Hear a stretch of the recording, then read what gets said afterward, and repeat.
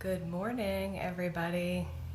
I'm glad I switched it around here on the camera because I almost had it facing my messy bedroom, which would not have been good. So, I am drinking my morning coffee with chaga and lion's mane for cognitive enhancement, so hopefully I will be pretty lit up by the time this live ends. Not seeing a whole lot of people jumping on right now, but that is okay. I'm just going to go ahead and get started because we are going to have the replay up as soon as it's over. So anybody that is watching this can go ahead and catch it on the replay as well. Just leave your comments. I'll come back in and check them when I am done. And throughout the day, I'll be checking them. So we'll just get started and jump right into it. I'd written down in my journal a few weeks ago that I wanted to just do a short live with my own thoughts about fear. And it just so happens that this week in my coaching program, so I am doing a group coaching with my hypnotherapist and coachee. And we just happened to cover fear during our program too. And I thought, wow, it really is time to share what my thoughts are on fear as well. So for starters, Jody, hey, I'm so glad you joined me. I thought I was going to be talking to myself this morning. Are you drinking your coffee with me? I got mine in the Santa Claus cup.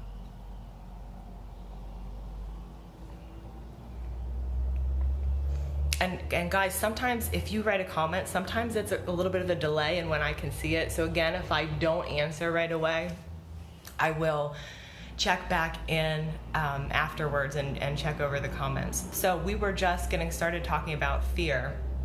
What is fear? Well, fear is a physiological response that is a protective mechanism that has kept our species alive since ancient times.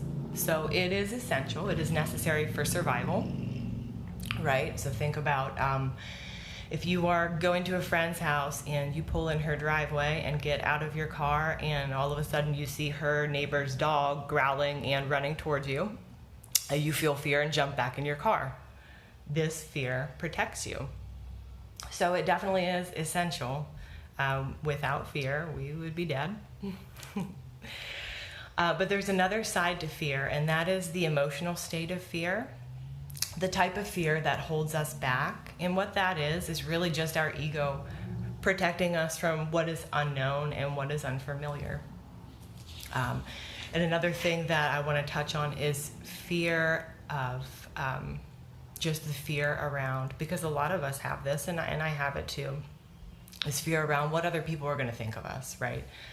If we do that thing, if we leave that relationship, if we say yes to that new job or whatever, whatever our fear may be around, a lot of times we're worried about what other people are going to think of us. And that's just programmed in our brain from ancient times because we evolved as being a tribal people, and being a part of a tribe was necessary for survival. Right? If you got thrown out of a tribe in ancient times, it was probable that you would not survive. But we do not have saber-toothed tigers lurking around every corner, but our brain still has this programmed in.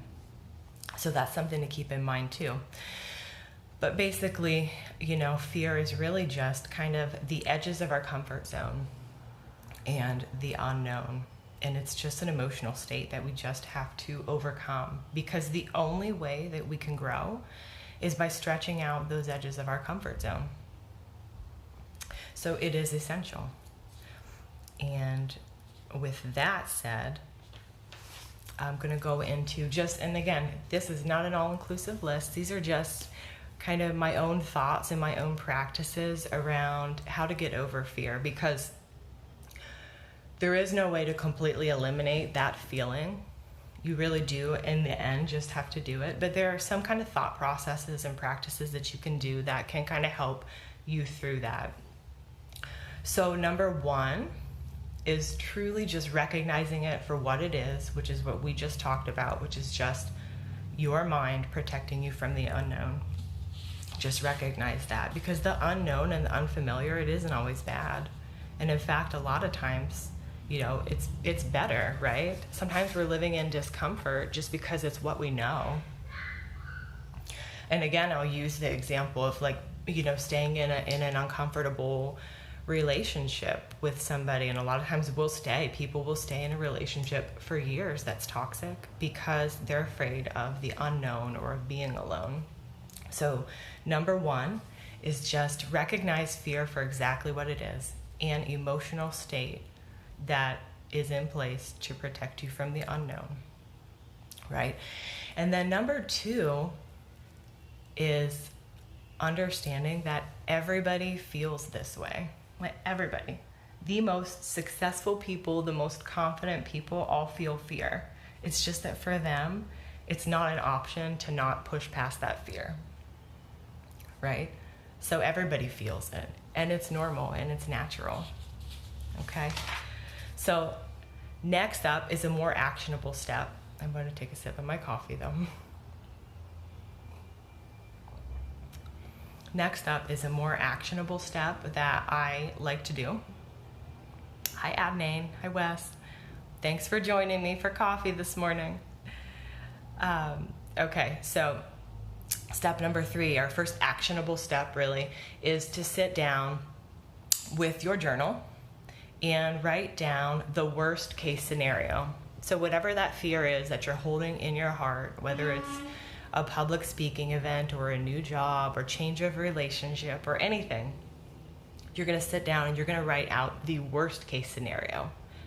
And the reason you're doing this is because a lot of times the worst case scenario really is not as bad as we make it out to be or as we feel it to be, right? So you're going to write down what's the worst case scenario, and if the worst case scenario did happen when I faced this fear, how would I recover from it? And an example I'll give would be asking your boss for a raise, right? So if you don't ask your boss for a raise, you're not going to get a raise, that's for sure. Is your boss going to fire you for giving you a raise? Probably not. I hope not. So what's the very worst that could happen? You ask your boss for a raise and they say no?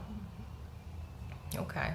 When you write, it seems like a scary thing, but when you write it down on paper, it's really not all that bad. And then from there, when you get that answer, you can decide whether you want to stay in a job where, there's no room for growth, or whether you want to move on, and you can make decisions. So write down that worst case scenario and figure out, is it really all that bad? And if it did happen, how would I recover from it?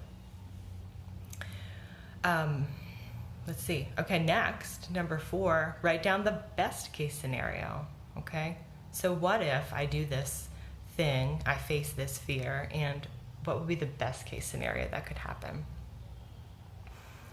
So an example would be if there's a public speaking event that you want to do, right? So worst case scenario, obviously you're public speaking, you forget what you're going to say and you make an idiot out of yourself, and then you feel stupid and everybody laughs at you, right? This public speaking is a big one, like even for me, right? Okay, but if we're going to the best case scenario, what if you go to this public speaking event and you kill it and you do an amazing job and you touch so many people's lives that people are coming up to you after the event and thanking you, that your business grows and flourishes, right? So then we're moving into the best case scenario. And then when those what ifs come into your mind, because they will, when those what if questions come into your mind, immediately replace it with the best case scenario. What if I do this and the best case scenario happens?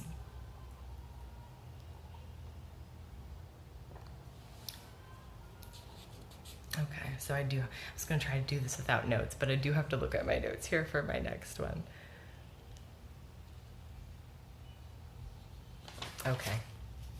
Okay, yeah, and we kind of already touched base on this one, is just knowing that a lot of times the discomfort that you feel staying stuck inside of your comfort zone, inside of what you already know, is actually more painful than facing that fear. And then last thing is know your why. Why are you doing this? Why do you want to go? Morning, Chris. I'm so glad we got some more people joining us. And we're just going over some thoughts on fears and overcoming our fears. I'm actually on our last step right now. That is knowing your why. Okay, why are you doing this? Why are you facing this fear? How is this going to make you grow? Who is it going to affect? Good morning. So who is you overcoming this fear? How's that going to affect the rest of the world? Who's it going to benefit? And who could it hurt potentially if you don't face this fear? Okay, so you're going to make it about somebody else other than you, right? Make it about serving somebody else. Make it bigger than you and bigger than your fear. And I will just use myself as an example, and a lot of you know my story already.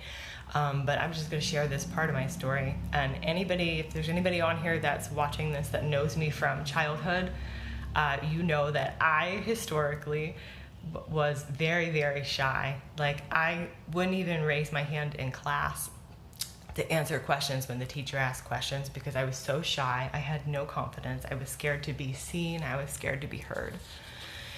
And then as I kind of went on this self-development and self-healing and spiritual journey that I've been on for the last couple of years, and I grew and I understood that I had this short story that I needed to share with the world. And I thought, well, what happens if I don't share my story, right? And who would benefit if I do share my story, right? Because I'm sure there are other people that can relate. And I'm not going to go back into my story because I have done that on other lives. And today I just want to kind of cover where we're at. But so being shy was going to be more painful than stretching and growing and sharing my story. And I knew that if there was just even one person that I could help, that I could empower, or that I could uplift by sharing my story, then I had to do that, right? That was my duty. That was my purpose. And I had to just do it. And so that's brings us to where we are today. You know, the me from my childhood would have never been caught dead doing a Facebook Live and talking to people and sharing about their healing journey, but here I am. So step number 6, make it bigger than you and make it about who you're helping and who you're serving. Anybody have any thoughts? Anybody have any fears they want to share or talk about? That's all I really had for the live this morning. Any comments?